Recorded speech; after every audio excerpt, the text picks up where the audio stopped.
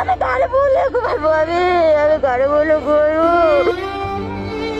রাফসা আক্তার মাত্র 7 মাস বয়সী একটি নিষ্পাপ ফুলের মতো মেয়ে ছিল, পরিবারের নয়নের মণি। তাকে সবাই আদর করে বলতো পরী, কিন্তু সেই পরী আজ আর নেই। এক নির্মম দুর্ঘটনায় চিরতরে হারিয়ে গেছে, রয়ে গেছে শুধু শূন্যতা। ঘটনাটি ঘটেছে সোমবার 19শে মে রাত 8টার দিকে ময়মনসিংহের গফরগাঁওয়ের চারিপাড়া গ্রামে। সেদিন ছিল রাফসার বড় ভাই ইয়ানের জন্মদিন। ঘরে ছিল আনন্দের আমেজ, বেলুন ফুলানোর শব্দে মুখরিত ছিল চারপাশ। মা বাবা, আত্মীয় স্বজন সবাই ব্যস্ত ছিলেন ঘরকে সাজাতে। শিশুর জন্মদিন বলে কথা। সেই মুহূর্তে খাটে বসা ছোট্ট রাফসা, যার বয়স মাত্র 7 মাস, কৌতূহলবশত একটি বেলুন হাতে নেন। কিন্তু সে তো শিশু, তার তো বুঝার বয়স এখনো হয়নি। হঠাৎ করেই সে বেলুনটি মুখে ঢুকিয়ে ফেলেন। খেলার চলে হয়তো ছিল, কেউ খেয়াল করতে পারেনি। খেয়াল করার আগেই বেলুনটি গলা দিয়ে নেমে শ্বাসনালীতে যায়। মুহূর্তেই শিশুটি নিস্তেজ হয়ে পড়ে। ঘটনার আকস্মিকতা আতঙ্ক হয়ে পড়ে পুরো পরিবার। কেউ দৌড়াচ্ছে, কেউ কাঁদছে, সব যেন এলোমেলো। মা বাবা দেরি না করে দ্রুত মেয়েকে নিয়ে হাসপাতালে ছুটে যান। পথে বারবার ডাকছিল, রাফসা চোখ খুলো মা, কিন্তু বিধাতার লিখন হয়তো ভিন্ন ছিল। পথেই নিষ্পাপ শিশু রাফসা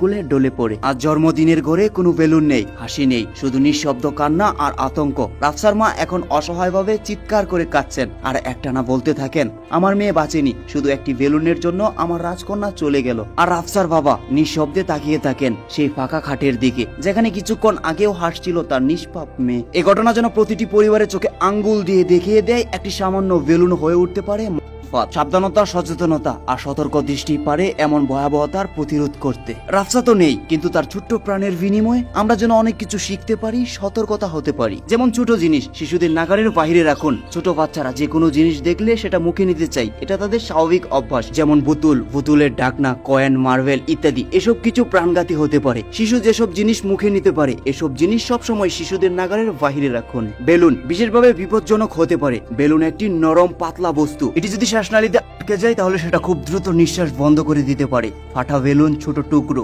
কখনোই শিশুদের সামনে রাখবেন না। 3 বছরের নিচে শিশুদের ক্ষেত্রে বেলুন নিয়ে খেলার সময় অবশ্যই অভিভাবকদের সাবধানতা অবলম্বন করতে হবে। খেলা বা উৎসব চলাকালীন শিশুদের দিকে চোখ রাখুন। জন্মদিন, ঈদ, পারিবারিক আয়োজনে সবাই যখন ব্যস্ত থাকে, এই সময়টাই শিশুদের নিরাপত্তা সহজে উপলব্ধি হয়। একজন দায়িত্বশীল সদস্যকে সবসময় শিশুদের পর্যবেক্ষণে রাখুন। শ্বাসনালীতে কিছু গেলে করণীয়, যদি কোনো শিশু হঠাৎ কাশতে শুরু করে বা নিঃশ্বাস নিতে কষ্ট হয়, তাহলে সময় নষ্ট করবেন না। ফুসফুসে বায়ু প্রবাহ বন্ধ হবার আগে তাকে উল্টো করে পিঠে 5টি শক্ত দিন। অভিজ্ঞতা থাকলে হ্যামলিট বা ম্যানোভার প্রয়োগ করুন। দ্রুত কাছের হাসপাতালে নিয়ে যান। সময় এখানে জীবন পার্থক্য তৈরি করবে। রাফসা তো আর ফিরবে না, কিন্তু আপনার ঘরের ছোট্ট রাফসার যেন এমন না হয়, তাই সবাই সতর্ক হন। শুধু মা বাবা নয়, সব আত্মীয় স্বজন, সব প্রতিবেশী, সব শিক্ষকদের বলছি, সবাই সচেতন হতে হবে। রাফসা, তুমি তো ছিলে তোমার বাবা মার একমাত্র পৃথিবী। আজ তুমি আকাশের তারাদের মধ্যে আলোকছটা হয়ে রইলে।